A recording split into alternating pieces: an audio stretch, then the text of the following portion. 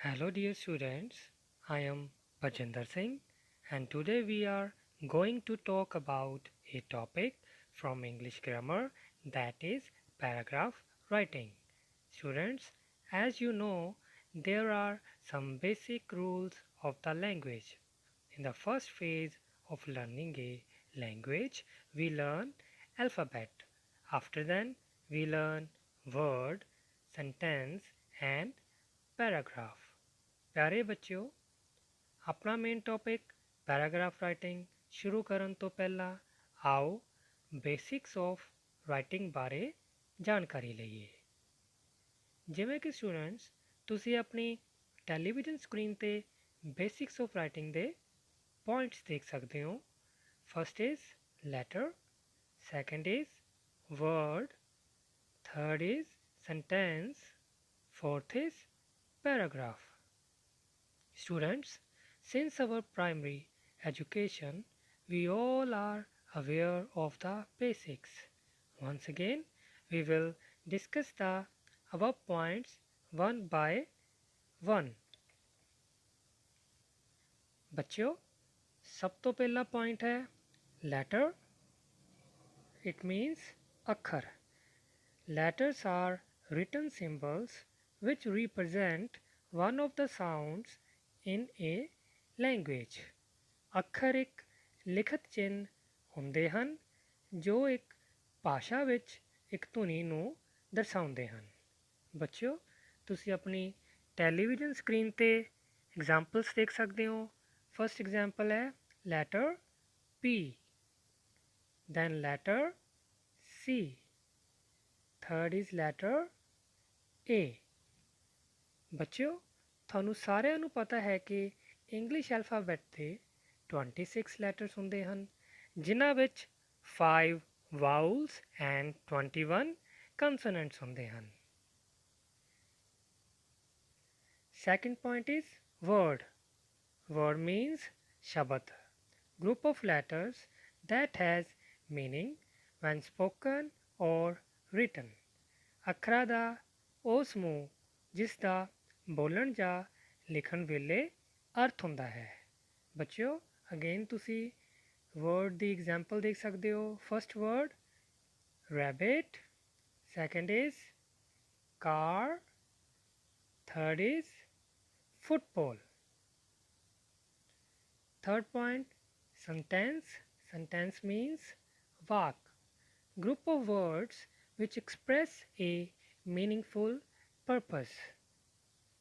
ਸ਼ਬਦਾਂ ਦਾ ਉਹ ਸਮੂਹ ਜੋ ਇੱਕ ਸਾਰਥਿਕ ਉਦੇਸ਼ ਨੂੰ ਦਰਸਾਉਂਦਾ ਹੈ। Students, I know you have made one or two sentences in your mind. Let's have some examples. First is I love my school. Second is my father is very strong. Third is my hobby is cooking. Well students, I am sure ਤੁਸੀਂ ਸਭ ਨੇ basics of writing ਦੇ 3 parts ਨੂੰ ਚੰਗੀ ਤਰ੍ਹਾਂ understand ਕਰ ਲਿਆ ਹੋਵੇਗਾ। ਨਾਓ ਫੋਰਥ ਸਾਡਾ ਜਿਹੜਾ ਮੇਨ ਪਾਰਟ ਹੈ that is paragraph. Students, first of all we will talk about definition. A paragraph is a group of sentences about one idea. ਇੱਕ ਪੈਰਾਗ੍ਰਾਫ ਵਾਕਾਂ ਦੀ ਇੱਕ ਲੜੀ ਹੈ ਜੋ ਸੰਗਠਿਤ ਅਤੇ ਇਕਸਾਰ ਹੁੰਦੇ ਹਨ ਅਤੇ ਸਾਰੇ ਇੱਕੋ ਵਿਸ਼ੇ ਨਾਲ ਸੰਬੰਧਿਤ ਹੁੰਦੇ ਹਨ। Students, I am sure all of you have learnt the definition. ਤੁਸੀਂ ਡੈਫੀਨੇਸ਼ਨ ਟੈਲੀਵਿਜ਼ਨ ਸਕਰੀਨ ਤੋਂ ਦੇਖ ਕੇ ਲਿਖ ਵੀ ਲਈ ਹੋਵੇਗੀ। ਬੱਚਿਓ, ਪੈਰਾਗ੍ਰਾਫ ਦੀ ਉਦਾਹਰਣ ਦੇਖਣ ਤੋਂ ਪਹਿਲਾਂ ਅਸੀਂ ਪੈਰਾਗ੍ਰਾਫ ਦੇ ਸਟਰਕਚਰ ਬਾਰੇ ਗੱਲ ਕਰਾਂਗੇ। In the next slide, you can see the structure of paragraph. First point is introduction. It tells the main idea of our topic. In this part, we can write 4 to 5 lines. Second is body part. This is the most important part. प्यारे बच्चों, ਅਸੀਂ ਆਪਣੇ subject matter ਦੇ ਅਨੁਸਾਰ ਇਸ part ਨੂੰ explain ਕਰਦੇ ਹਾਂ। Moreover we can also write 7 to 10 lines in it। ਬੱਚਿਓ, ਇਹ ਸਾਡਾ ਬੋਡੀ ਪਾਰਟ ਮੇਨ ਆਈਡੀਆ ਨੂੰ ਚੰਗੀ ਤਰ੍ਹਾਂ ਡਿਟੇਲ ਵਿੱਚ ਐਕਸਪਲੇਨ ਕਰਦਾ ਹੈ। Third is conclusion part. ਇਹ ਸਾਡੇ ਸਾਰੇ ਟੌਪਿਕ ਦਾ ਨਿਚੋੜ ਹੁੰਦਾ ਹੈ। We can write 4 to 5 lines in it। Adorable students, it is very important to learn and understand the structure of paragraph। ਬੱਚਿਓ, ਮੈਨੂੰ ਪੂਰਾ ਯਕੀਨ ਹੈ ਕਿ ਤੁਸੀਂ ਸਟਰਕਚਰ ਆਫ ਪੈਰਾਗ੍ਰਾਫ ਨੂੰ ਚੰਗੀ ਤਰ੍ਹਾਂ ਆਪਣੀਆਂ ਨੋਟਬੁੱਕਸ 'ਤੇ ਨੋਟ ਕਰ ਲਿਆ ਹੋਵੇਗਾ। Well students, on your television screen you can see a word coherence। It means logical connection or consistency। ਆਮ ਸ਼ਬਦਾਂ 'ਚ ਜੇ ਗੱਲ ਕਰੀਏ, ਕੋਹਰੈਂਸ ਦਾ ਮਤਲਬ ਹੈ ਤਾਲਮੇਲ। ਪੈਰਾਗ੍ਰਾਫ ਰਾਈਟਿੰਗ ਜਾਂ ਕਿਸੇ ਵੀ ਰਾਈਟਿੰਗ ਵਿੱਚ ਤਾਲਮੇਲ ਉਦੋਂ ਪ੍ਰਾਪਤ ਹੁੰਦਾ ਹੈ ਜਦੋਂ ਵਾਕ ਅਤੇ ਵਿਚਾਰ ਜੁੜੇ ਹੁੰਦੇ ਹਨ ਅਤੇ ਸੁਚਾਰੂ ਢੰਗ ਨਾਲ ਇਕੱਠੇ ਹੁੰਦੇ ਹਨ। Students, following are the examples of coherence in form of good and bad paragraph। ਬੱਚਿਓ, ਫਸਟ ਆਫ ਆਲ ਅਸੀਂ ਗੁੱਡ ਪੈਰਾਗ੍ਰਾਫ ਦੀ ਐਗਜ਼ਾਮਪਲ ਰੀਡ ਕਰਾਂਗੇ ਅਤੇ ਸਮਝਾਂਗੇ। Hobby plays an important role in our life। Hobby means ਸ਼ੌਂਕ। ਸ਼ੌਂਕ ਸਾਡੀ ਜ਼ਿੰਦਗੀ ਵਿੱਚ ਅਹਿਮ ਰੋਲ ਅਦਾ ਕਰਦੇ ਹਨ। My hobby is playing cricket। ਮੇਰਾ ਸ਼ੌਂਕ ਕ੍ਰਿਕਟ ਖੇਡਣਾ ਹੈ। It makes me feel fresh and full of energy। ਇਹ ਮੈਨੂੰ ਤਰੋਤਾਜ਼ਾ ਅਤੇ ਜੋਸ਼ ਨਾਲ ਭਰਪੂਰ ਰੱਖਦਾ ਹੈ। I play cricket in the evening with my friends। ਮੈਂ ਸ਼ਾਮ ਨੂੰ ਆਪਣੇ ਦੋਸਤਾਂ ਨਾਲ ਕ੍ਰਿਕਟ ਖੇਡਦਾ ਹਾਂ।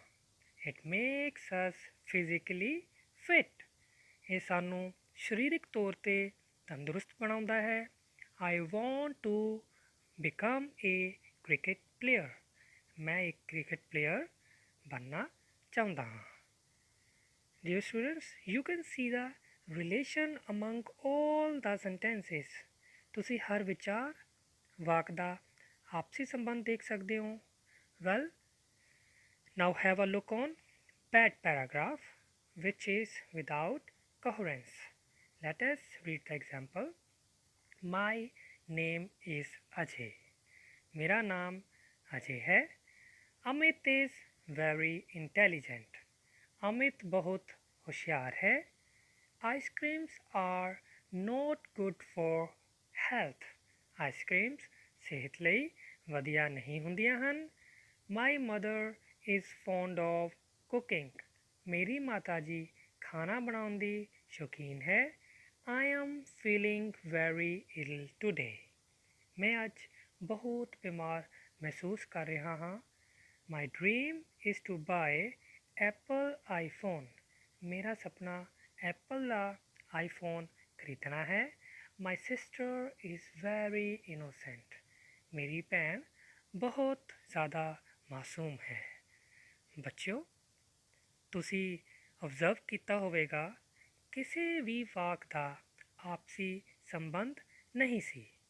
ਜੇਕਰ ਸਾਡੇ ਪੈਰਾਗ੍ਰਾਫ ਵਿੱਚ ਤਾਲਮੇਲ ਨਹੀਂ ਹੋਵੇਗਾ ਤਾਂ ਸਾਡੇ ਪੈਰਾਗ੍ਰਾਫ ਪੂਰੀ ਤਰ੍ਹਾਂ ਇਰੈਲੀਵੈਂਟ ਬਣ ਜਾਂਦਾ ਹੈ। Now we will talk about the planning। Paragraph ਨੂੰ ਸਟਾਰਟ ਕਰਨ ਤੋਂ ਪਹਿਲਾਂ ਸਾਨੂੰ ਹੇਠ ਲਿਖੇ ਪੁਆਇੰਟਸ ਦਾ ਵਿਸ਼ੇਸ਼ ਧਿਆਨ ਰੱਖਣਾ ਚਾਹੀਦਾ ਹੈ। First planning is about imagination. ਪਿਆਰੇ ਬੱਚਿਓ, ਅਸੀਂ ਆਪਣੀ ਕਲਪਨਾ ਜਾਂ ਪਾਸਟ ਐਕਸਪੀਰੀਅੰਸ ਦਾ ਇਸਤੇਮਾਲ ਕਰਕੇ ਸਬਜੈਕਟ ਮੈਟਰ ਨੂੰ ਇਕੱਠਾ ਕਰ ਸਕਦੇ ਹਾਂ। ਸਪੋਜ਼ ਕਰੋ ਤੁਸੀਂ ਕਿਸੇ ਜਗ੍ਹਾ 'ਤੇ ਗਏ ਸੀ ਲਾਸਟ ਟਾਈਮ, ਤਾਂ ਤੁਸੀਂ ਉਸ ਜਗ੍ਹਾ ਬਾਰੇ ਸੋਚ ਕੇ ਆਪਣੇ ਆਈਡੀਆਸ ਨੂੰ ਜਨਰੇਟ ਕਰ ਸਕਦੇ ਹੋ। Second, make mind map. We can draw mind map on the rough page. ਬੱਚਿਓ, ਅਸੀਂ ਮਾਈਂਡ ਮੈਪ ਦੀ ਐਗਜ਼ਾਮਪਲ ਬਾਰੇ ਗੱਲ ਆਉਣ ਵਾਲੀ ਸਲਾਈਡ ਵਿੱਚ ਕਰਾਂਗੇ। ਦੈਨ ਟੌਪਿਕ ਨਾਲ ਰਿਲੇਟਡ ਵੋਕੈਬਲਰੀ ਲਿਖਾਂਗੇ। ਬੱਚਿਓ, ਅਸੀਂ ਆਪਣੇ ਟੌਪਿਕ ਨਾਲ ਰਿਲੇਟਡ 5 to 7 ਵਰਡਸ ਆਪਣੇ ਰਫ ਪੇਜ 'ਤੇ ਲਿਖ ਸਕਦੇ ਹਾਂ। ਬੱਚਿਓ, ਇਸ ਦਾ ਫਾਇਦਾ ਇਹ ਹੋਵੇਗਾ, ਸਾਡੇ ਪੈਰਾਗ੍ਰਾਫ ਲਿਖਣ ਵੇਲੇ ਕਿਸੇ ਵੀ ਹਿੰਡਰੈਂਸ ਭਾਵ ਰੁਕਾਵਟ ਦਾ ਸਾਹਮਣਾ ਨਹੀਂ ਕਰਨਾ ਪਵੇਗਾ। Last is think about the usage of tense.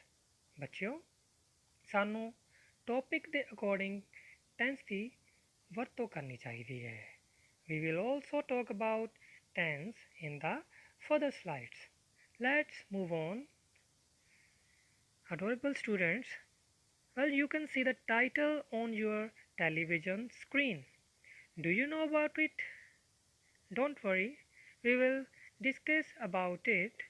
ਬੱਚਿਓ, ਸਾਡੇ title use of WH type words ਇਸ ਦਾ ਮਤਲਬ ਹੈ ਉਹ words ਜਿਹੜੇ WH ਨਾਲ ਸਟਾਰਟ ਹੁੰਦੇ ਹਨ।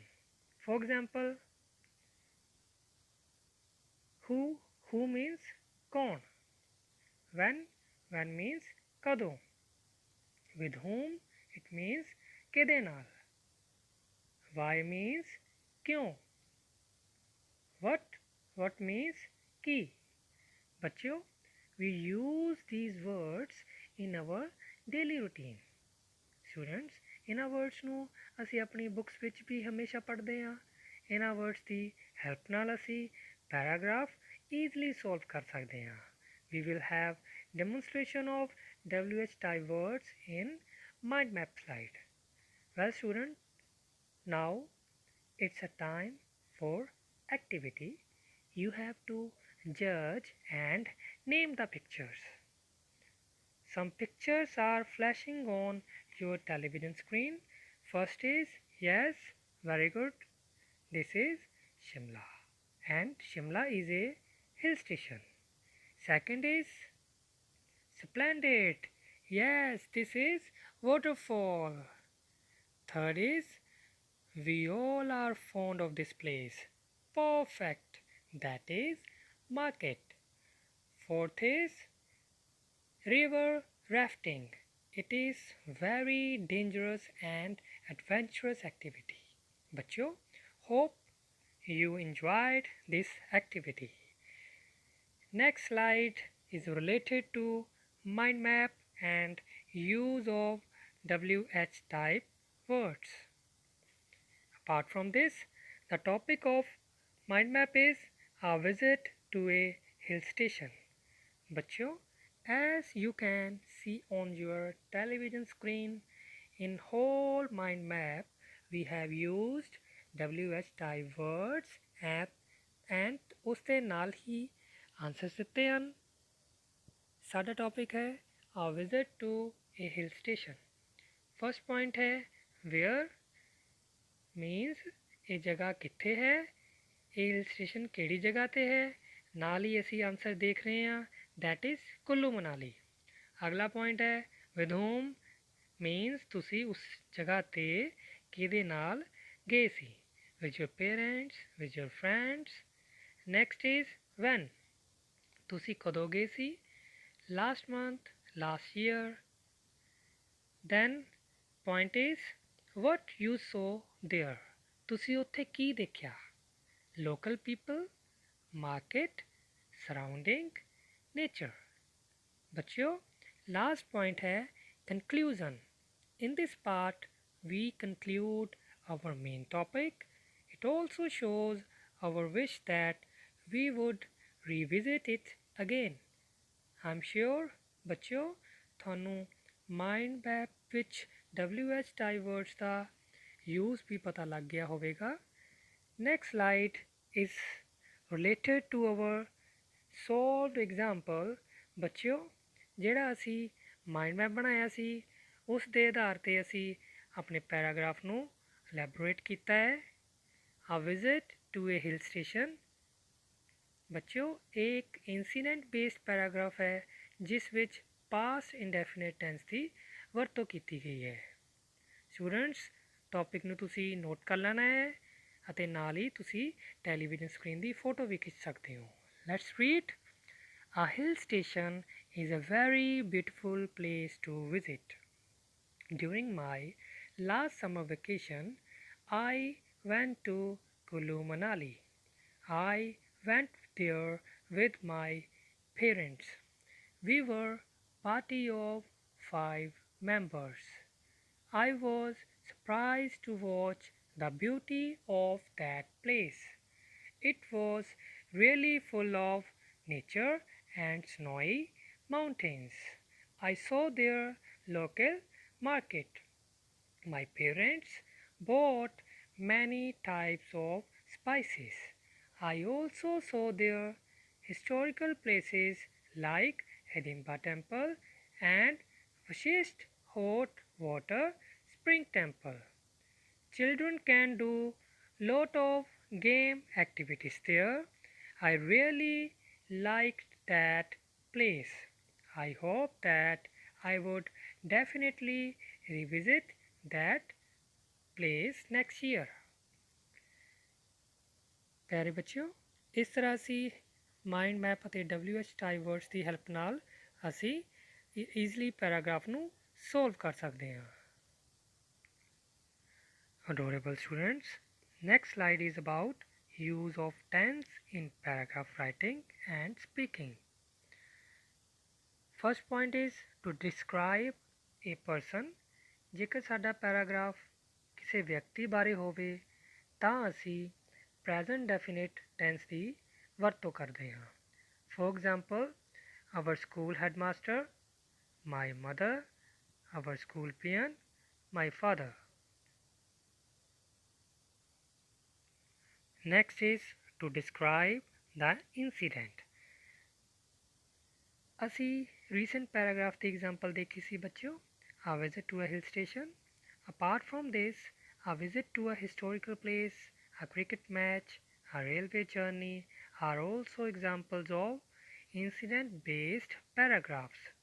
ਬੱਚਿਓ, ਇਸ ਤਰ੍ਹਾਂ ਦੇ ਪੈਰਾਗ੍ਰਾਫਸ ਵਿੱਚ ਅਸੀਂ past indefinite tense ਦੀ ਵਰਤੋਂ ਕਰਦੇ ਹਾਂ। Next is to describe the procedure. You can see the examples how to make pasta. ਬੱਚਿਓ, ਤੁਸੀਂ 9th ਕਲਾਸ ਦੀ ਗ੍ਰਾਮਰ ਬੁੱਕ ਵਿੱਚ ਵੀ ਇੱਕ ਪ੍ਰੋਸੀਜਰ ਬੇਸਡ ਪੈਰਾਗ੍ਰਾਫ ਪੜ੍ਹਿਆ ਹੋਏਗਾ, that is how to make gajrela.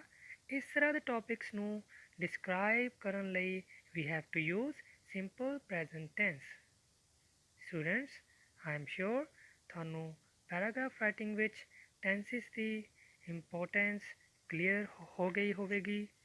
Well, next demonstration is about do's and don'ts in paragraph writing. First of all, let's talk about do's. Do's means ਸਾਨੂੰ ਕਿਹਨਾਂ ਵਿਸ਼ੇਸ਼ ਗੱਲਾਂ ਦਾ ਧਿਆਨ ਰੱਖਣਾ ਚਾਹੀਦਾ ਹੈ। First is make rough idea plan. ਪਿਆਰੇ ਬੱਚਿਓ, ਪਿਛਲੀ ਸਲਾਈਡ ਵਿੱਚ ਅਸੀਂ ਦੇਖਿਆ ਸੀ ਕਿ ਮਾਈਂਡ ਮੈਪ ਦੀ ਵਰਤੋਂ ਨਾਲ ਅਸੀਂ ਕਿਵੇਂ ਪੈਰਾਗ੍ਰਾਫ ਨੂੰ ਕ੍ਰੀਏਟ ਕਰ ਸਕਦੇ ਹਾਂ। ਪੈਰਾਗ੍ਰਾਫ ਸ਼ੁਰੂ ਕਰਨ ਤੋਂ ਪਹਿਲਾਂ collect all ideas. Second is coherence, connection with previous sentences. ਤੁਸੀਂ ਪਿਛਲੀ ਐਗਜ਼ਾਮਪਲਸ ਵਿੱਚ ਪੜ੍ਹਿਆ ਸੀ ਵਾਕਾਂ ਅਤੇ ਵਿਚਾਰਾਂ ਦਾ ਤਾਲਮੇਲ। Third is use simple sentence. ਕੋਸ਼ਿਸ਼ ਕਰੀਏ ਸਾਨੂੰ ਸਧਾਰਨ ਵਾਕਾਂ ਦੀ ਵਰਤੋਂ ਕਰਨੀ ਚਾਹੀਦੀ ਹੈ। Fourth point, make only single paragraph.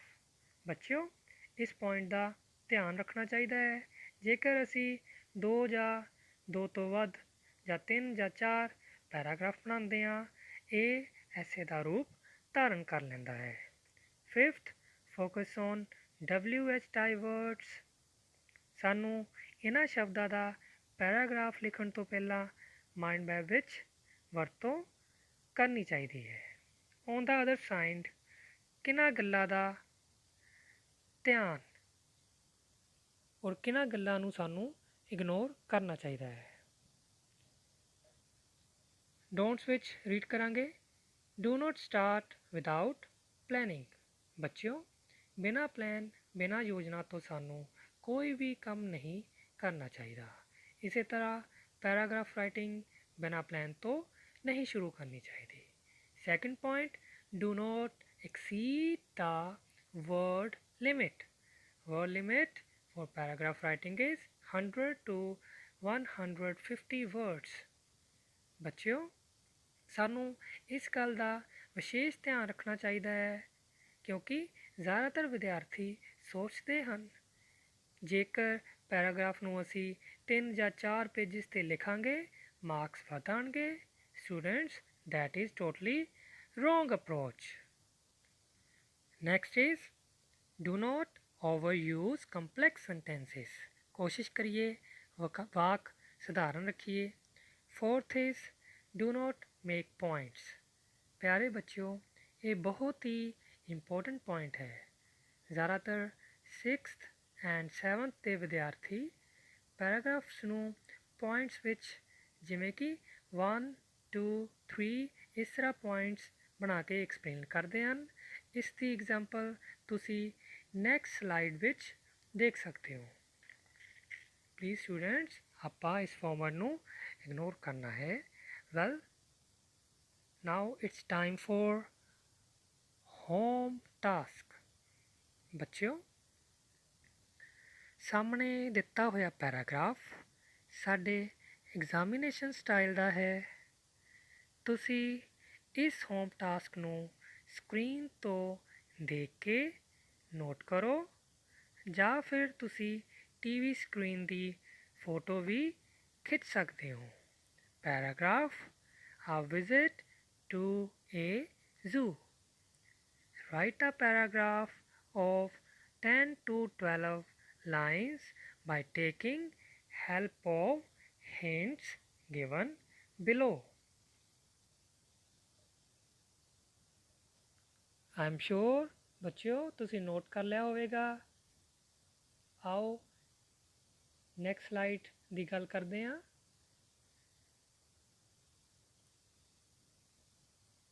ਇਹ ਸਲਾਈਡ ਸਾਡੇ ਲਈ ਬਹੁਤ ਹੀ ਜ਼ਿਆਦਾ ਬੈਨੀਫਿਸ਼ੀਅਲ ਹੈ। It is about common words, verbs used in paragraphs, which are mostly incident based. ਬੱਚਿਓ, ਆਓ ਹੇਠ ਲਿਖੇ ਸ਼ਬਦਾਂ ਨੂੰ ਨੋਟ ਕਰੀਏ, ਨਾਲ ਹੀ ਕੋਸ਼ਿਸ਼ ਕਰੀਏ ਅਸੀਂ ਜ਼ਿਆਦਾ ਤੋਂ ਜ਼ਿਆਦਾ ਵੋਕੈਬਲਰੀ ਡੇਲੀ ਲਾਈਫ ਵਿੱਚ ਗੇਨ ਕਰੀਏ। Let us read the following words.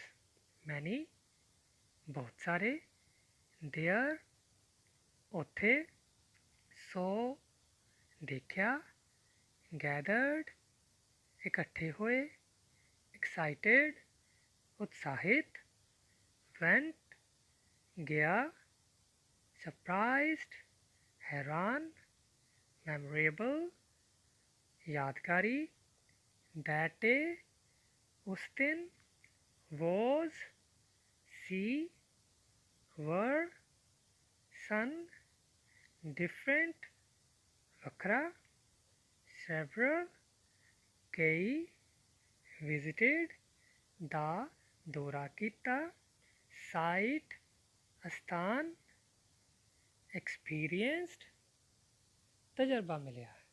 ਬੱਚਿਓ, ਲਿਖਣ ਦੇ ਨਾਲ ਨਾਲ ਤੁਸੀਂ ਪ੍ਰੋਨੰਸੀਏਸ਼ਨ ਦਾ ਵੀ ਪੂਰਾ ਖਿਆਲ ਰੱਖਣਾ ਹੈ।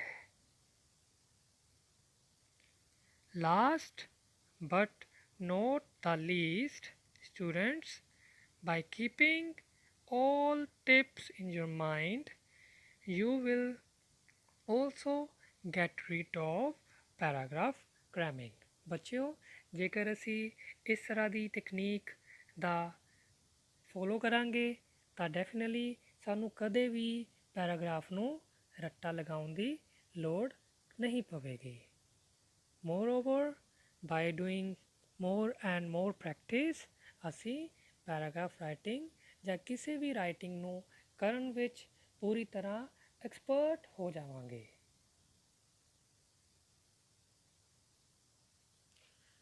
ਔਰ ਪਿਆਰੇ ਬੱਚਿਓ, ਉਮੀਦ ਕਰਦੇ ਹਾਂ ਤੁਸੀਂ ਹਰ ਰੋਜ਼ ਪ੍ਰੈਕਟਿਸ ਕਰਕੇ ਆਪਣੇ ਟੀਚਰਸ ਨਾਲ ਜ਼ਰੂਰ ਆਪਣੇ ਵਿਚਾਰ ਸਾਂਝੇ ਕਰੋਗੇ ਔਰ ਪ੍ਰੋਬਲਮਸ ਡਿਸਕਸ ਕਰੋਗੇ। Hop you will follow all instructions by doing more and more practice. As you know, it is a well known saying that practice makes a man perfect.